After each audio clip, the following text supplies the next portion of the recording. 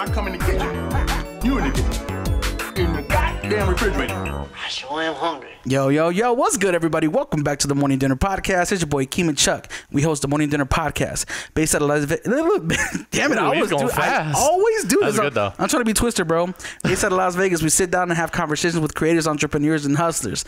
Today, we got artist, singer-songwriter, Sonia Barcelona. Hey. What's up? What's up, Sonia? How's your day going so far? It's going pretty good. I think, seeing your dog was just the ice cream on top, Yeah, Noodle's really friendly. Yeah, we try to put her away before every guest gets here. Man, you should put her on. We should just have her chilling in the corner. I would have her out here, but she's just the one thing is like her little tip-tap-toes be so loud. So she's like, not even that. She's extremely inconsiderate. She'll walk through the camera, like move the cable for the tripod, and trip over things. Yeah, she's a menace.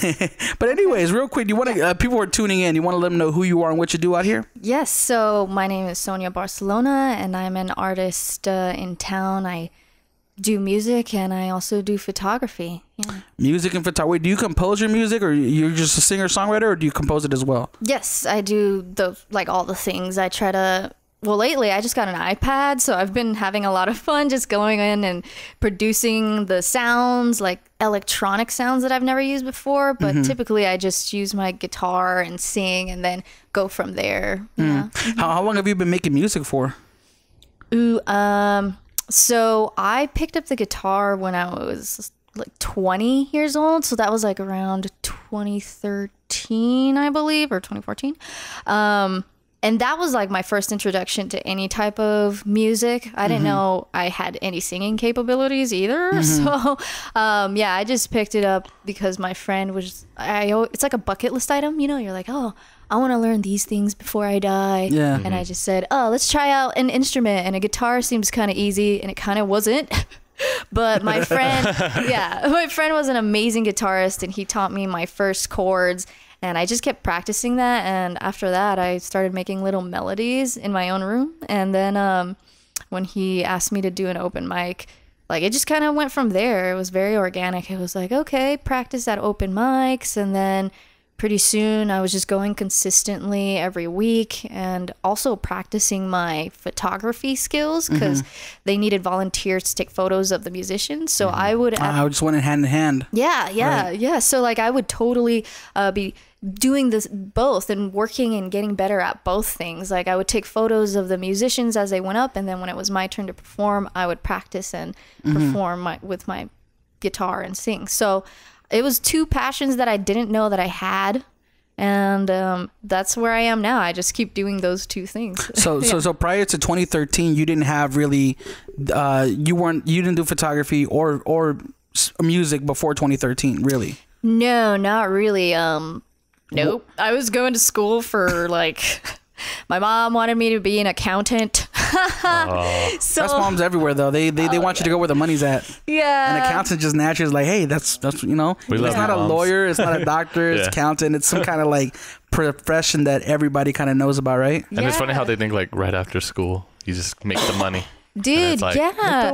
And it's seriously, it's the last year of my school year. I was like, dude, I don't know what I'm going to have a piece of paper that says I graduated, but I don't really know what I'm going to do with my life. So that's when I made that list of I want to see what I find fun. And if I'm going to have a shitty job, at least I should have some good hobbies that I enjoy. But then those hobbies started taking over my life, and that's how it kind of worked out. But so are you pursuing your passion full time right now, or is it kind of still a hobby for you, or is it just full time? That's what you want to do? Yeah, I'm full time right now. This year was the year that I quit any type of job. I used to have part times before this, so last year I worked at School of Rock as a musical singer instructor, vocal instructor. That's what I think B Rose was talking about that too, right? School of Rock. Yeah. She actually. So I'm familiar with B Rose. She's outstanding, man. She's such an amazing singer, and I think it was Jessica Manalo, if you're familiar with Jessica Manalo. Yeah. She's also, she's an artist in town. Well, not here anymore. She's in Portland now. But she got me a part-time job at School of Rock, which eventually turned into more hours. And last year it was like the coolest job ever. You're just teaching little kids how to sing and stuff. And I love children. So that worked out. But after I started getting more gigs, it wasn't fair to the kids that I'd be taking so many days off. And I felt like I was just a bad instructor for doing that. And then I was being overwhelmed with, I mean, it's good to be overwhelmed with gigs that you want to do. So yeah, 100%. Yeah. So then I quit this year. I just told myself, well, it's time to see if we could do it full time. And I've wanted to do this. I did that a couple times, like in 2015 and in 2016, but I wasn't ready. And now I realize like what it feels like to be ready. So yeah. Thanks. So you completely quit the 9-to-5 rat race and you just went straight for like chasing your goals in your personal career. Yeah. Do you advise people just kind of like up and quit and like chase their passion, or how do you feel about that? How do you feel about the situation that a lot of people actually would rather kind of like, well, let me have $15,000, $20,000 saved up in the bank just in case, and I want to have these kind of like money coming in on the side, and they kind of give themselves these I guess goals that they want to meet first, but they're not really like taking that time to pursue it, and that could take them 5-10 years before they come up with that money to have their safety net, you know? Right. Would you advise to kind of just like go straight into it, or what are your thoughts on that? Well, like I said, I tried to just quit completely part-time jobs that I had in 2015, 2016, and both those times didn't work. And I think it had to do with my confidence in my abilities. So you had tried to quit before?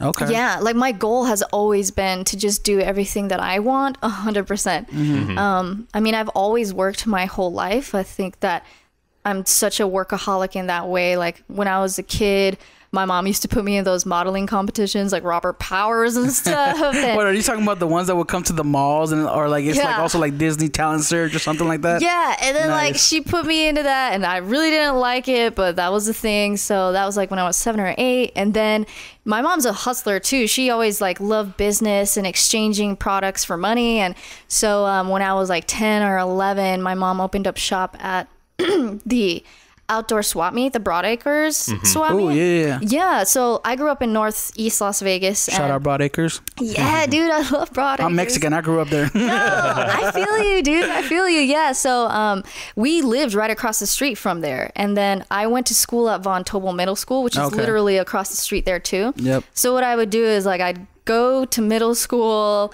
and then on weekends I had no life because I would be helping my mom set up shop every weekend to do like the tent and put all the merchandise out. And then I learned how to like do business with people. And so I think I'm very used to the idea of business and just like always working to exchange something for something. And when I got like a real job, it just felt too like something was missing, like the passion or the just like the rush of being with doing something that you really enjoy. And my mom, I could see that in her eyes when she did that in Broadacres. And when I would help her, it was like, wow, this is super cool that my mom's doing her own thing as this tiny little 4'11" Filipino lady, you know, and she's having a great time. And so, yeah, I've always wanted to be my own boss.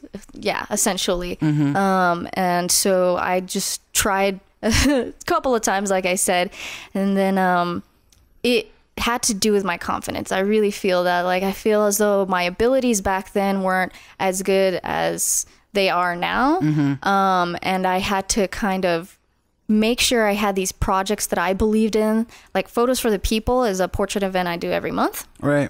And then I started that just on a whim on my birthday because my friend was like, wouldn't it be cool that like you would do something where you do a portrait and you just block out the whole day to shoot people? And I was like, yeah, it would be cool. And also I'm an old lady inside, I would say. Like I don't like partying very much. Yeah. So on my birthday, I was like, dude, that would be dope to just have like friends over and then I shoot portraits of them at an affordable price because a lot of people need these like headshots and professional images. So it sprouted from then, and as each month kept going on, I saw myself getting better, but it took time for me to say, man, I really believe in Photos for the People as a thing. This is a thing. And it went hand in hand with my musical abilities. I was, very shy. at the start of my musical journey, I would forget my lyrics because I got so nervous. I had stage fright. I still get really afraid before a performance, but then I deal with it better now. So it took the experience of just seasoning myself with each photo session or with each show that I did to be like, man, I'm good enough. I'm as good as anybody who's on a label or whatever. Like to have those words in your mind and say, man, yeah, you're good enough to do what you got to do, and you're giving in the way that you know best. So now I'm at that point. I'm like, man, yeah, I feel it. It feels really a good place, and I'm not scared of, I don't know, like not having money or whatever. I think that it comes naturally when you put yourself out there and people know what kind of service you can offer. So right. And I think you brought up a really good point about having that confidence, right? Like you wouldn't want to go quit your job in something that you just started and you really don't know how to self-identify yet. You don't know how, like, okay, well, you want to be a photographer. Well, what kind of photography do you like, right? Like you said, your inspiration was photos for the people, and that stayed true to you throughout this entire time. So it's like not somebody who's like, oh, I want to be a photographer, but they have no idea what direction they want to go, right? And that plays a big part, is knowing your kind of like your mission. Know yourself, basically. Yeah, know yourself. Yeah. And it took time for me to really know myself, because I was also having this kind of identity crisis where I was saying, oh my God, I don't know if I'm a photographer. I don't know if I'm a musician. Oh, we all go through that. Everybody. You know, or just this jack of all trades syndrome where you just have so many talents, but you don't know how to choose one. And one day, well, this was 2016 when I put my foot down. I just said, I'm a musician first, and I do photography as well, but that funds my musical endeavors. And once I said that, dude, seriously, since 2016, it's been this crazy roller coaster of things coming my way, me saying yes to opportunities.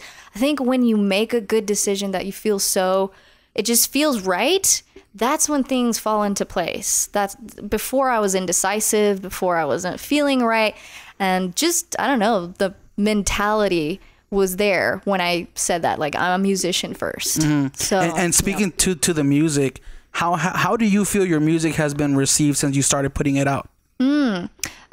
So yeah, I've been putting out music, I think, since 2014, but I wasn't really confident, like I said. But now I know what direction I want to go into, for real. So, and how would you describe that sound? Yeah, so it's more rock influence. Okay. And, or just, I have a very smooth voice, but where I'm going into is just like things like Courtney Love's Hole or Veruca Salt, or like I love Nirvana and the grunge bands of the 90s and stuff. I used to listen to a lot of that in high school and in college. Still I listen. So I also love the idea that I can make mistakes and not worry about it, because I'm such a perfectionist. I would say that's my biggest thing, is I'm always in my head like criticizing myself, saying, oh my God, you don't know your chords and you don't know how to really make it. You didn't go to school for music. And that's every creative. We're always trying to like nitpick everything. Like I've been doing photography for a while now, and sometimes I'm like, well, why is this photo so dark? You know what I mean? It's like the basics, right? And and it kind of makes you go like, oh, I'm not good enough. I'm a fake. Like I'm a how do you impersonate it? Yeah, it happens so much. Like I hate when I shoot or I film something and I'm like, damn. Like, I feel like all these shots are trash. I'm just like, damn, am I supposed to be doing this? And I like question myself. And then, yeah, I'm just like, I got to chill out a little bit with that. Yeah. You know what I mean? It's all in the head most of the time. Yeah. So I think that that's what's so great about just pursuing and continuing what you're doing, because you get better as long as you don't stop, right? You just get better at what you do. So that's one of my motivations, is just throughout time, when you do art, you're only going to get better. You never get worse. So, and you're constantly changing, so you can change up your style, you can change your sound, you can do anything you want. Art is so freeing, and that's why I love it. So yeah, that's one of the things that we always bring up too, is like art is subjective as fuck. Yeah. Like it really is. You could think you're the best, but if nobody listens to it, You know, like that's their perspective of it. Or you could say like, oh, I could be better, but everybody loves your music. It's so it's completely based upon who's listening to it. And people will interpret it differently depending on how they're feeling that day. You know, because even if like if somebody doesn't like 99% of your music and they've already made that assumption about you, if they hear one song that happens to hit them in the right way on a certain day when they're feeling a certain way, they're like, oh, I was so sad, but then I listened to your song and then I started giving the rest of your music a chance and I'm like, oh my God, I'm your biggest fan now.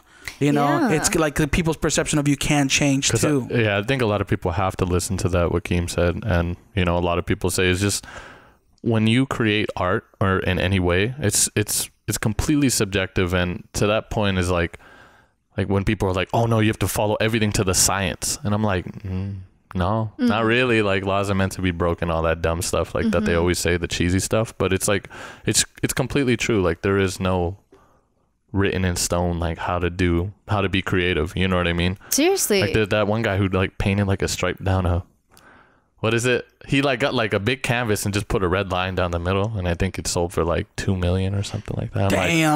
I'm like, well, I don't know if the art world, you know, is a little like corrupt too, but I was just like, damn, like he really made 2 million. Dude, I was like, damn. There was a story on Facebook. I mean, I don't know if we've ever talked about this before, but I saw like a Facebook story one time where like a mom would have her kid like paint her fingers on the canvas.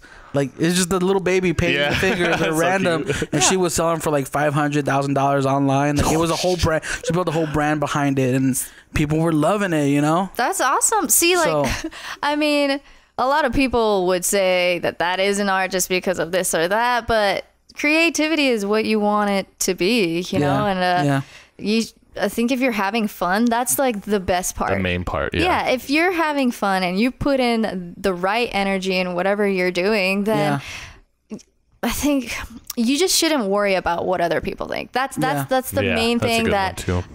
So I wrote this song called Whatever, and that year was so pivotal to me because I began 2016, in just knowing myself and saying, "Fuck it. Man, I don't care what anybody thinks," because before then I was playing acoustic kind of bossa nova vibes on a classical guitar, and I wanted to change directions. And I remember doing this one show where I was doing the rock vibe, and a lot of people were confused because they were there to see my more smooth stuff. So I was like, oh man, I didn't really warn them. And there wasn't a setup to this. And people were kind of like, I don't know what she's doing. And I could just sense that people felt off. And I just said, whatever, dude, it's where I want to go. And if people want to just ride with me, that's awesome. You know, I'm going to make what I make no matter what. And I don't care what anybody else thinks. I'm having a lot of fun and I'm going to find my tribe in that way. So when pursuing art, I think the main thing is to pay attention to how you feel, dude. It's about you. It's about you yourself first. Take care of what you need to take care of.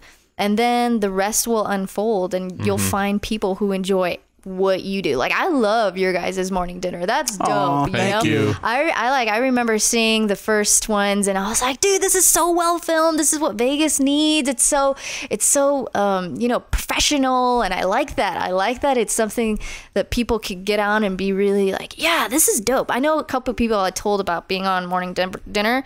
The filmmakers that I worked with on Violent Water, we're gonna talk about that too. Oh yeah. It's so good. Yeah, they want to be on here too. They're like, oh man, you're gonna be on. We need to have them on here. Yes. Because I got questions.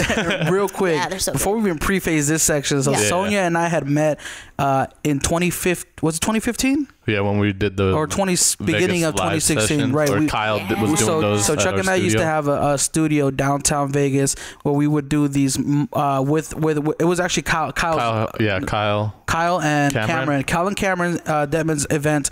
They would host. Was it once a month or twice a month, something like that? Where you guys they would bring artists down and they would do kind of like an acoustic session, and then people would come in, listen to music, kind of like an unplugged kind of thing. Right. It was really cool, but that was the first time we had met you. Yeah. And then I listened to your music and I heard Cameron. I was like, yo, I love you guys.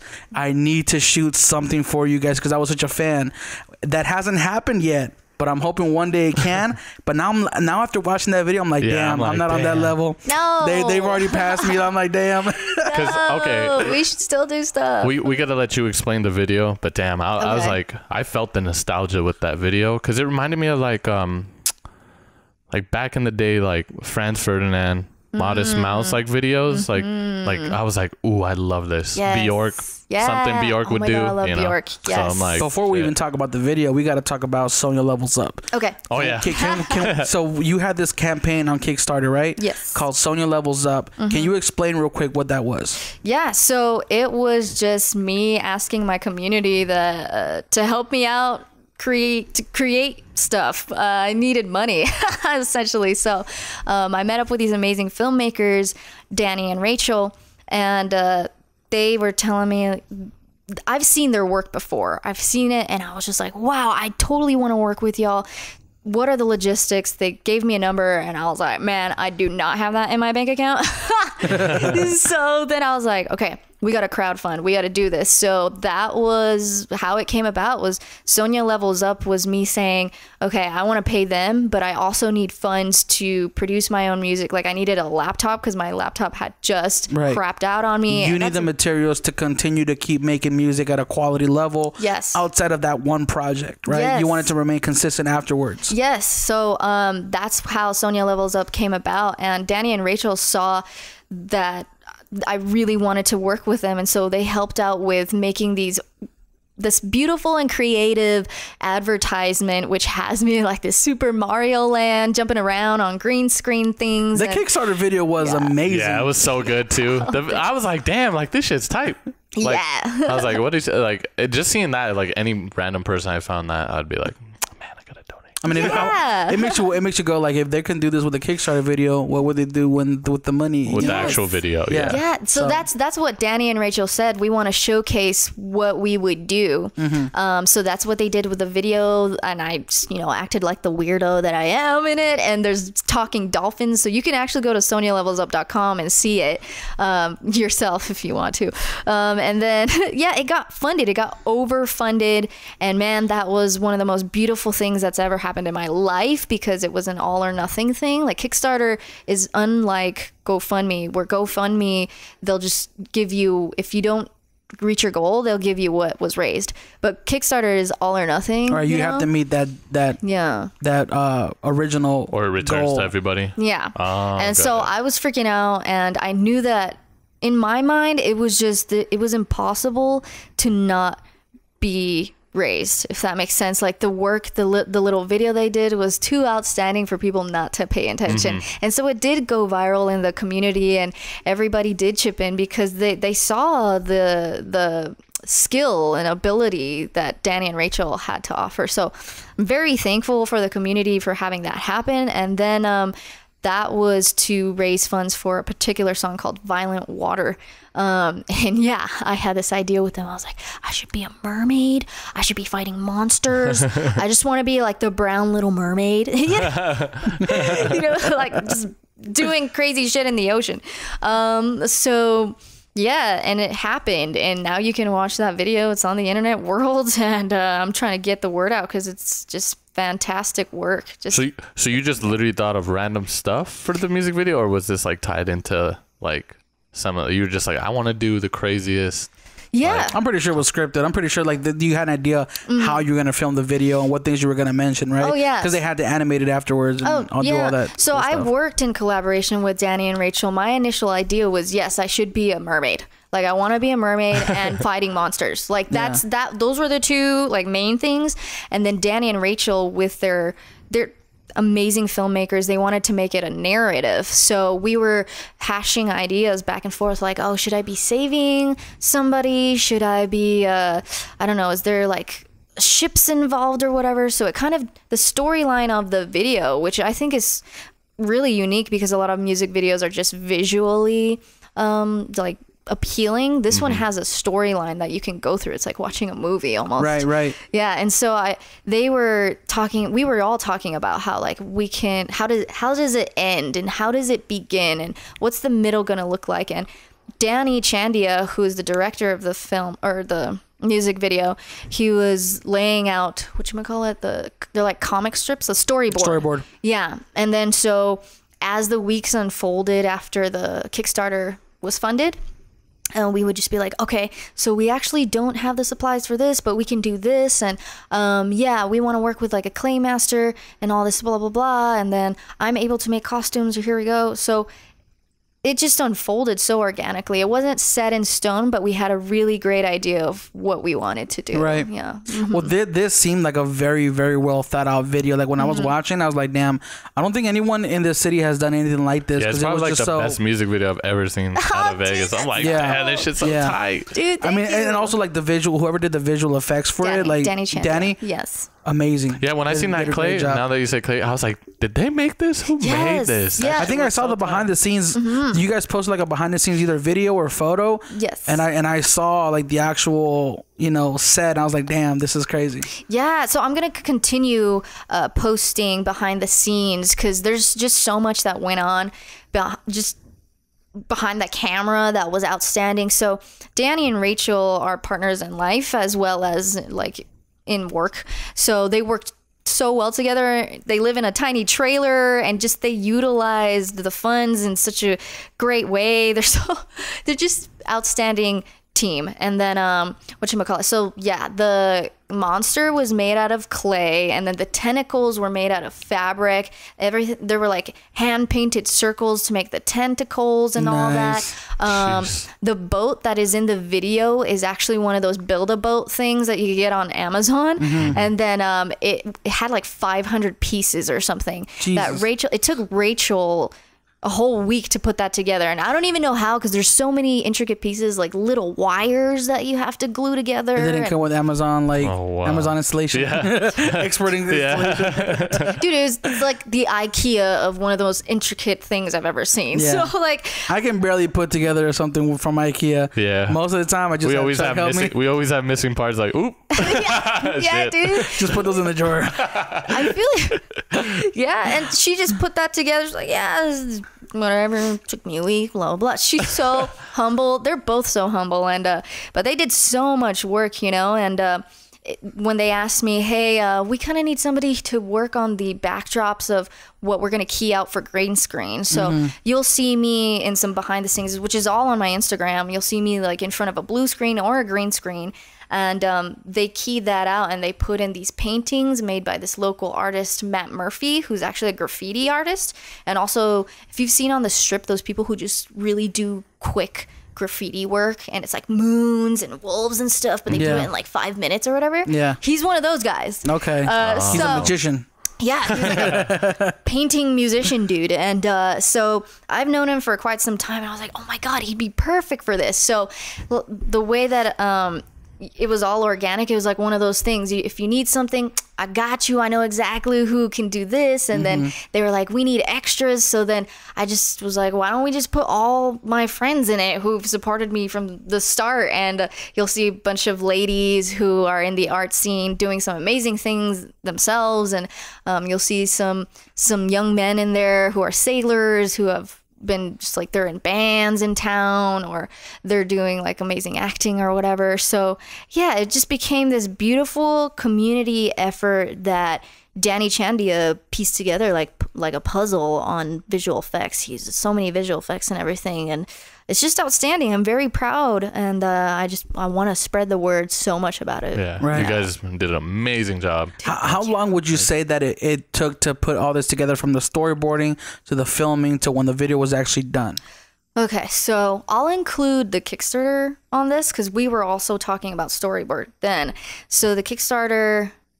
So we met up in like September. So talks were starting, and then we didn't really finish until the week before the release, which was April 19th. So that's all the amount of like time it took. But I would say the process would be much quicker if we didn't have to do like the Kickstarter or anything, because that took a month.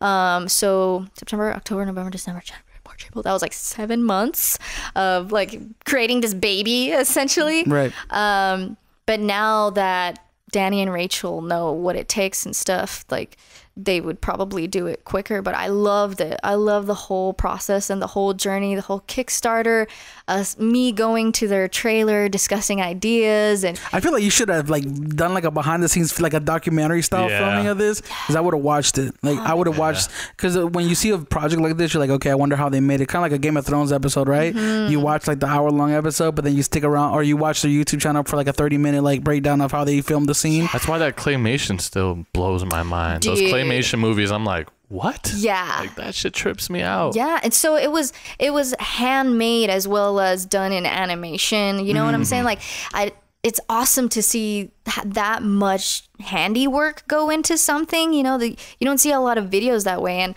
we referenced George Méliès, who's this French silent filmmaker, and if you know the Smashing Pumpkins, they have a video called Tonight Tonight, or a song called Tonight Tonight, which the video is Méliès influenced as well. And so I was like, man, this is like, wouldn't it be awesome if the Smashing Pumpkins saw this video, and it's like kind of a reference to that too, and we use the same inspirations and all that. So yeah. And they will watch it when we post this on Instagram. Oh, yeah. What up? Yeah. So I wish we did shoot kind of a documentary, but I think we kind of didn't know. We didn't know. We just started taking a bunch of photos. So my idea now, as you say that, is to go ahead and make a website and just have a compilation of all the images and all the videos that we have behind the scenes. Yep, whatever you have. Yeah, and then the video itself to, people can go on a certain website or violentwater.com. Maybe I'll just buy that. Ooh, and do yeah. it. That's tight. Yeah. I'm gonna buy it right now. You know what? So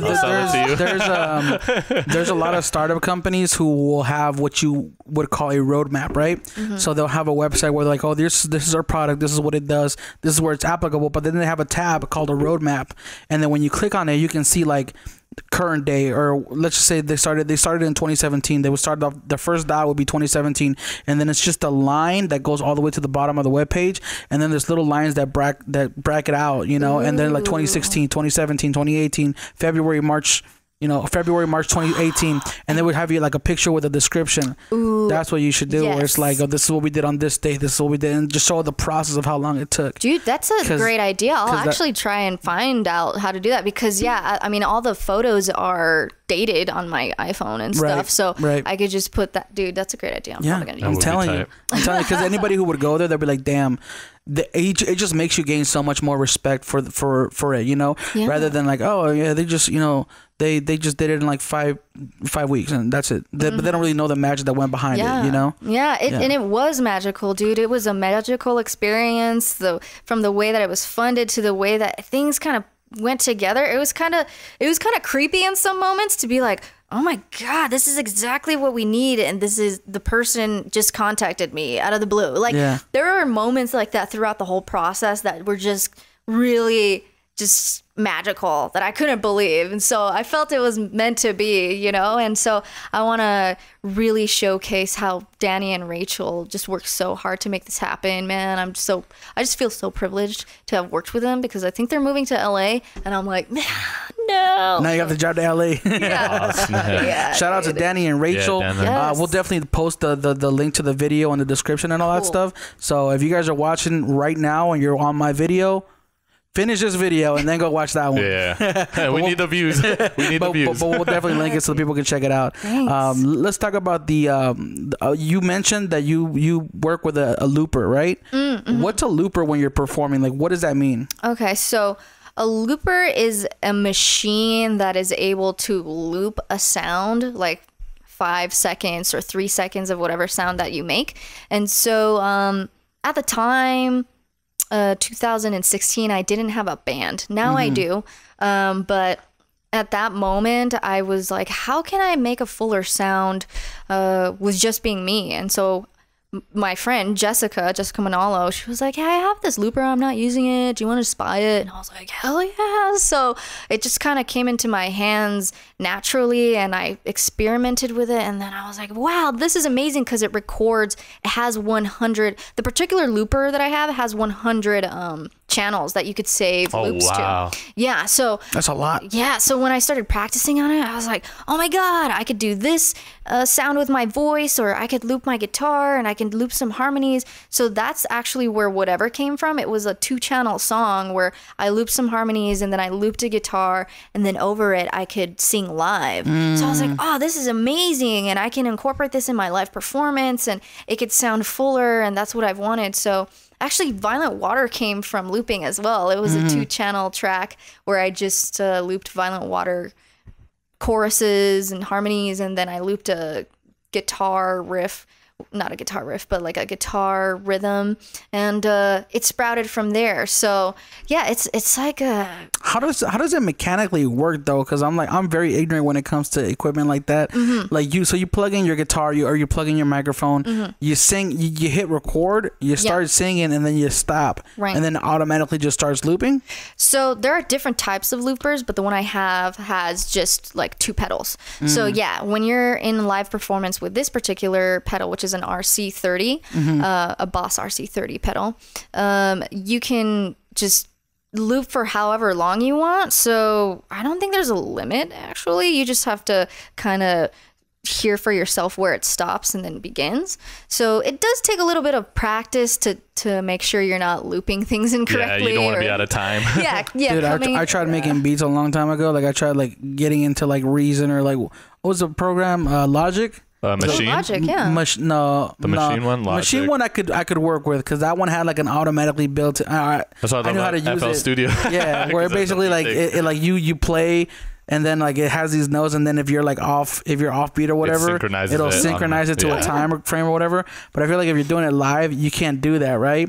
You have to have like inner, or can you? I don't know. Well, different loopers are capable of doing that, but mine is pretty rudimentary. So I would say that, yeah, you kind of have to practice on that one, so you don't mess up and then loop the mess up. Because that has happened to me.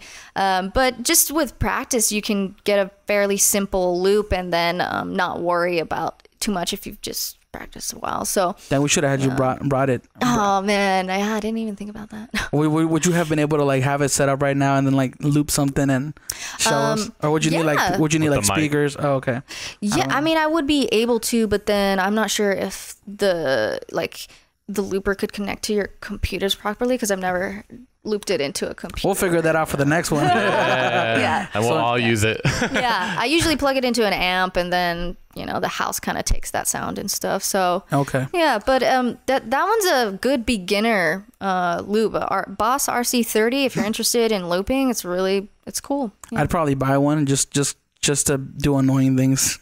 Just keep repeating the same thing. I'd probably like repeat jokes and just have it like in the background. I just harmonize my voice, so I don't that's sound what like a choir. Yeah, no. I can't sing though, so it sounds like a shitty choir. Who's that singer that sings in like 30 different or 30 different like octaves? Whoa. Layla Hathaway? No, it's like a Justin Bieber. It's a woman. She's a woman. Kesha? Anyways. Huh? No, you said Kesha? I haven't heard of Kesha since 2007, bro. Yeah, dude, Kesha is actually an amazing singer. If you've heard, she's an amazing songwriter. Yeah, she's getting that royalty money. You know what I'm saying? Yeah. I mean, like if you've listened to her earlier stuff, she was more in this kind of pop, like pop. What is it? Pop rock kind of, I would say, but like no, she's transformed over the years. But she's an outstanding singer. Yeah, she is. Yeah, there's a lot of artists that you kind of hear like I feel like she was made to be a certain image, and then because if you look at the way she songwrites, it's not really that anymore. You think of Kesha, you think of TikTok, but really her music, like her other music, is completely different. Yeah, kind of like when you see Rebecca Black. From the girl who did Friday. It's Friday. Oh my God. Friday. She was like she was designed to be like this poppy kind of, but even then, like so that video went viral. If you guys haven't checked out a video called Friday, check out, go to YouTube and type in Friday music video, Old Rebecca memes. Black. Old memes. Yeah, it was like one of the original viral videos. But you see the music that she makes now, you're like, well, it's nothing like that. Right. This person's actually super talented. That's just what like labels were telling her to do, or agencies were telling her to do, because they thought that's what would sell. You know? Yeah, and I think that's why I'm going the more indie route, like indie rock route, because I'm able to be just free in whatever I do. You know, I think that a label, my biggest fear is that like a big label comes up and says, we're gonna drop this amount of money, but you gotta say you gotta sing this way and you gotta look this way and whatever. So I'm enjoying this freedom that I have, where like, yes, I raised some money and now we made a beautiful, wonderful product, and a product for like, if labels see music in a video as a product, and that's what they would call it. So they see this beautiful artwork and it's like, yeah, we made this without a label. Like, I'm so proud to have said that, you know? So I want to continue doing that. Clearly people want to hear what you're producing. Otherwise that Kickstarter wouldn't have gotten funded, right? Right, yeah. And I mean, let me ask you this question, because I don't know, like if I were an artist, like I would imagine being asked, like, would you rather have like, if a label would have said, I'll give you $5 million, $10 million, but you got to make music the way I want you to make it. Either way, the music's guaranteed whether you sell or not, or continue this independent route and keep either like 100% of your profits, but the grind is on you, right? What would you rather do? Would you rather have a label backing you up, forcing your hand on all these decisions, or do you envision yourself always staying independent because you can't give up that freedom or that creative control? Yeah, I would say the latter. So the one that I'm doing now, the indie route. That always confuses me. The former and the latter. The former is the first one. The latter is the second, right? That's how you know I'm stupid. I was like, the ladder, and I thought of a ladder. I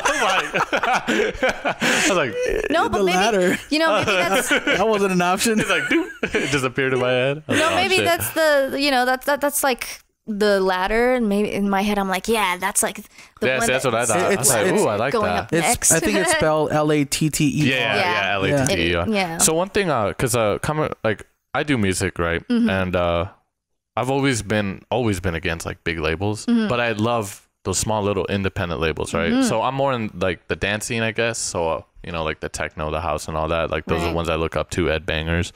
But there's definitely some dope indie ones, like Car Park, I think.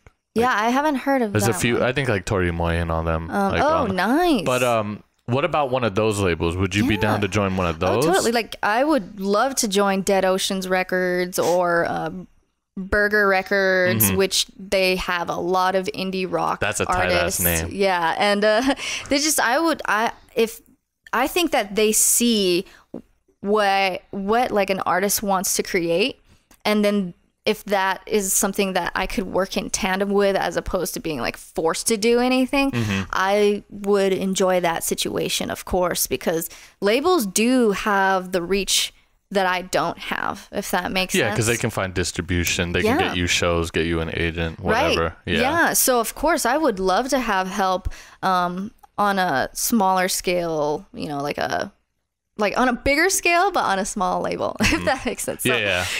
But then it's also the selfish route of like, if I don't get to a label, what if I can't reach that many people? And I feel like people should reach my music. You know what I mean? Or my music should reach all these people. So it's almost like, if you think about like, if you're not signing to a label that could expose you to 100 million people, it's almost like you're depriving those people of listening to your music. Right. I feel there's so many people who like in the world who are fantastic musicians who have that sentiment. For me, I just feel as though I'm just gonna not stop what I'm doing, and I'm having so much fun. And if I just have high hopes, you know what I'm saying? I feel like that I'm on a good path, and people are gonna see it eventually. It's, like I said, if you don't stop and you're doing some really cool stuff, you're gonna get the attention of people no matter what, you know? So I have faith that whatever I need, or whatever,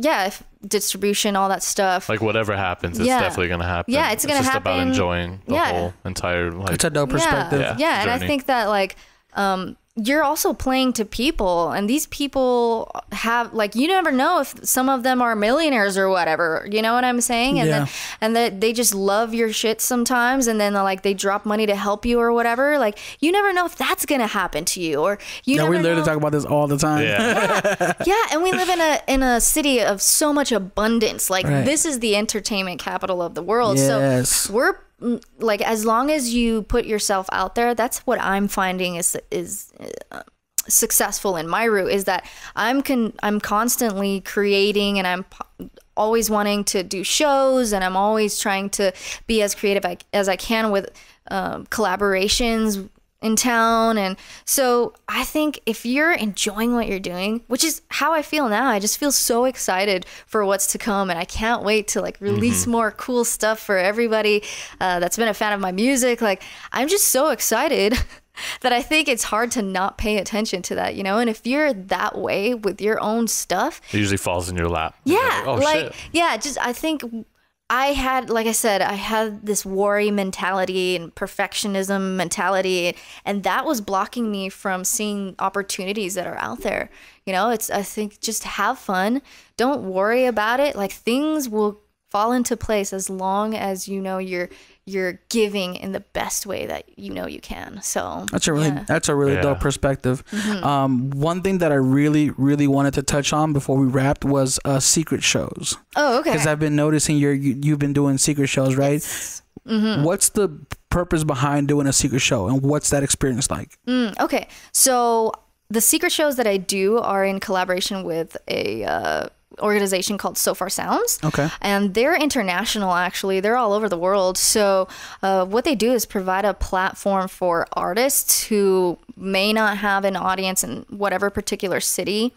And it gives them that. Like, people sign up for these secret shows. They don't know who's gonna play. It's 3 artists, and wow, that's dope. That's super tight. I didn't know that. Yeah, and it's a random location, so people show up. They don't know where they're going. It's like a kind of an adventurous thing if you're an audience goer or audience member, you know.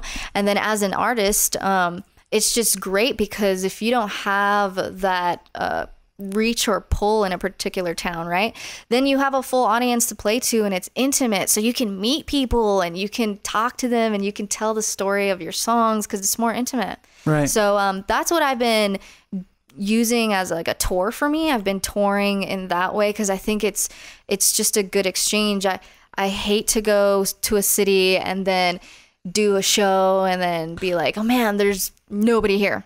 Right. You know? Or not even that, but just like, well, these people are dicks. Yeah, they're here because they're trying to impress a friend or they're trying to get rowdy with their friends. But it's like, if you go to, from what your experience or you're describing it to me, is people want to go there for specifically for that experience. So you're matching an audience member to an artist. So that's the connection, right? Yeah. And that's a really cool creative way to kind of like do the same thing that's been done for years of you're a performer performing for an audience, but you're like kind of you're redoing the wheel of like how it's done, and it's more creative and more modern, I feel. Yeah, and a lot of artists are actually, so once you play for So Far Sounds, you're an alumni and you can play anywhere around the world. Oh wow. And there's places so like, I would love to do the one in Bangkok. I would love to do like Europe and stuff. Yeah, Paris. They have that, Belgium, and it's just like all these places that you can go to around the world. So that's what I use to tour because I just feel, damn, that's so tight. Yeah, I didn't know that. I literally thought, so because when I saw you post about the secret show, I was like, well, it's not secret anymore. You're posting about it. Yeah. and I literally thought it was like, oh, this is just something that people do. Like, they do these secret shows to build hype. But I didn't know it was legitimately like it was a company that was doing this. That's super tight. I didn't know. So go to sofarsounds.com and they'll give you more information. If you're in a particular city, you might have So Far Sounds, and then you can have a wonderful night and just of music and people, and it's BYOB, so you get to bring your own beer or snacks and stuff. So is it like in houses? It can be in like a house? Yeah, it can be in houses. I've played in a museum before. I've played like my most recent one was probably the most beautiful places I've ever played in, and that was in Blue Diamond, Nevada. There was this couple that owned this house. They built it with an architect, so it's this modern, like, yeah, modern glass house in the mountains. I was like, oh my god, this is incredible. So yeah, you never know what you're gonna get, and you can see the bighorn sheep in the background, like just yeah, there are donkeys. It was crazy. Whoa. Yeah.